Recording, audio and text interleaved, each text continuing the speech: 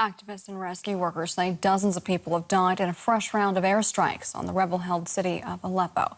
The Britain-based Syrian Observatory for Human Rights says at least 25 people were killed in the attacks. First responders are continuing to search for survivors in the rubble. The raids come just days after the UN Security Council failed to agree on terms for a ceasefire in the besieged city. The German government has approved the deployment of additional German troops to Turkey to help with aircraft surveillance as part of the fight against the so-called Islamic State. Now, the planes are based in southern Turkey, and they'll be used for reconnaissance missions in support of airstrikes against the terror group.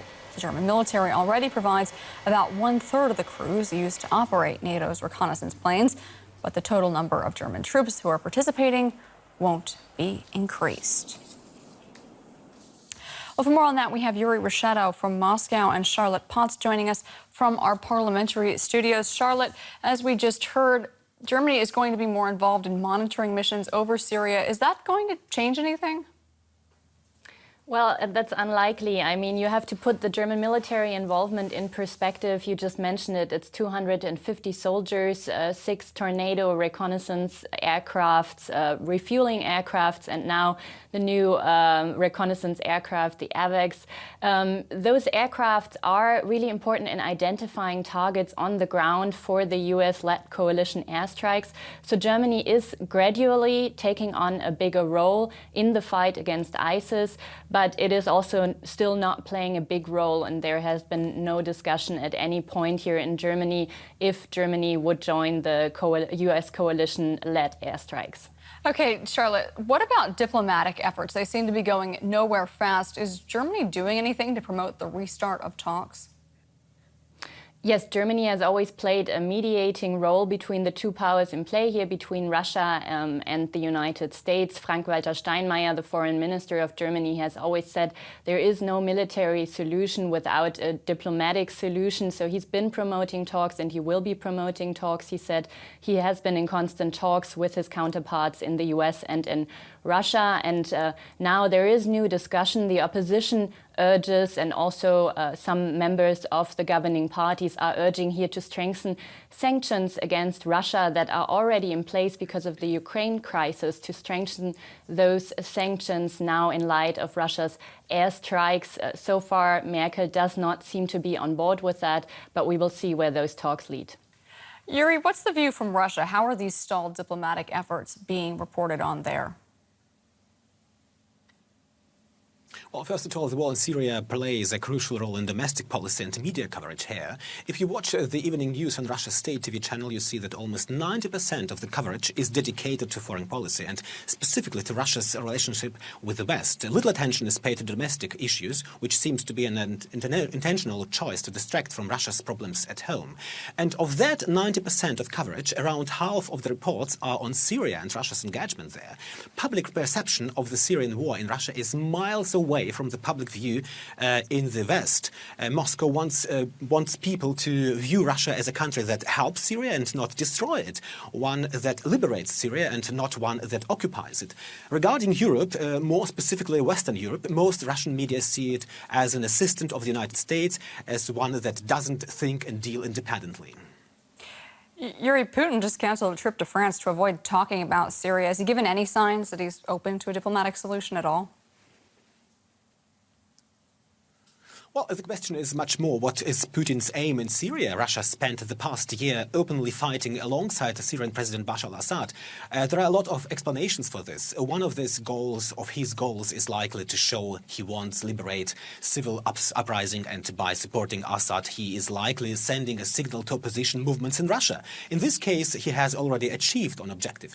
Putin could also be striving for political stability in the Middle East, preventing extremists from spreading to Russia and neighboring countries. This is actually the Kremlin's official line, but this is absolutely not the case. To achieve that, Mr. Putin should encourage dialogue with the international community, including France. And the spokesperson of the Kremlin, Mr. Peskov, said yesterday, yes, Mr. Putin is ready to visit France at any time suitable for the French president. Yuri Reshetto joining us there from Moscow, and Charlotte Potts in our parliamentary studios. Thanks to you both. I'm Sarah Harmon. Welcome to the program. Activists and rescue workers say dozens of people have died in a fresh round of airstrikes on rebel-held parts of the Syrian city of Aleppo. First responders continue to frantically search for survivors. This young boy was pulled alive from the rubble late Tuesday. The Britain-based Syrian Observatory for Human Rights says at least 25 people were killed in the attacks. The raids come just days after the UN Security Council failed to agree on terms for a ceasefire in the besieged city.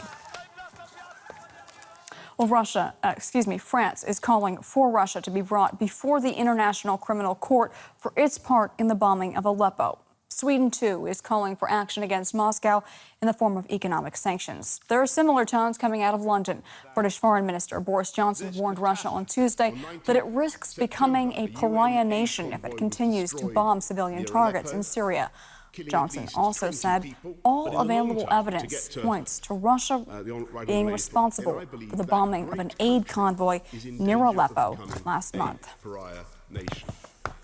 Well, for more on this, we want to pull in Yuri Rishetto from Moscow and Charlotte Potts in our parliamentary studios.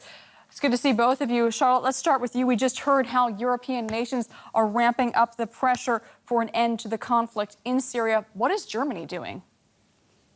Well, the Russian bombardment in Syria has been sharply criticized here. Merkel said Germany is horrified by the human suffering in Syria.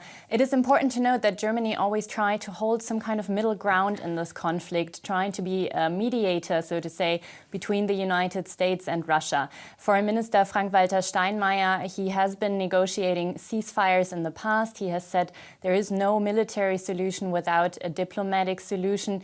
And he's right now in constant touch with his counterparts in the United States and in Russia, of course, with Lavrov. So he is negotiating. He's looking especially for new common ground and new links, still believes in a diplomatic solution. But of course, the hardening of relations between the United States and Russia does make it difficult to find a long-term solution diplomatically. Charlotte, you said that Germany has tried to mediate between the U.S. and Russia. But Yuri, I'm wondering, does Germany really still have any influence over Putin? Yes, I think so, simply because Germany remains the most influential partner in Europe, economically and politically, at least from the Russian point of view.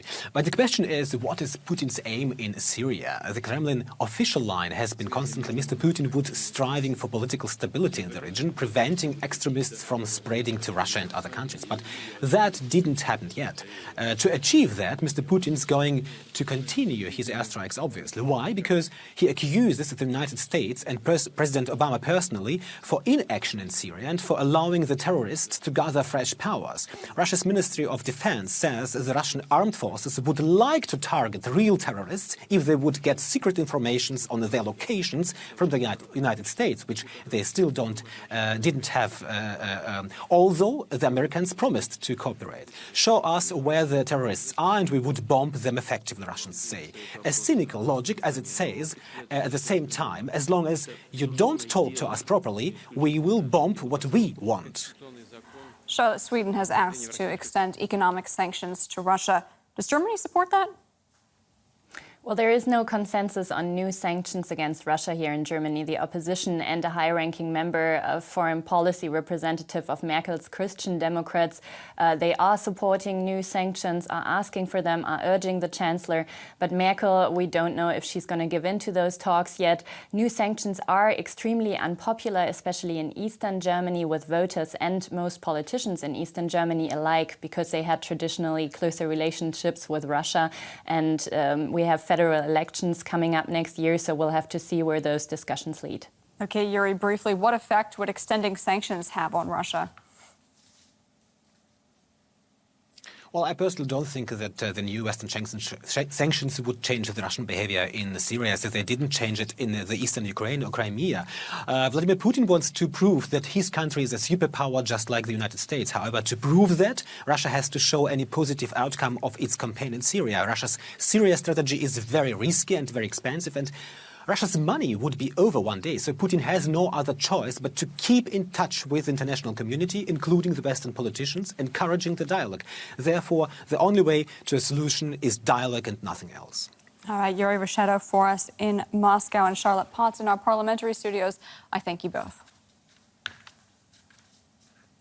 Haiti has been left in chaos after Hurricane Matthew, and concerns are growing about the onset of diseases like cholera. The United Nations has issued an urgent appeal for $120 million in aid. In just a moment, I'll be speaking to an epidemiologist about what can be done. But first, let's take a look at the developing situation in Haiti.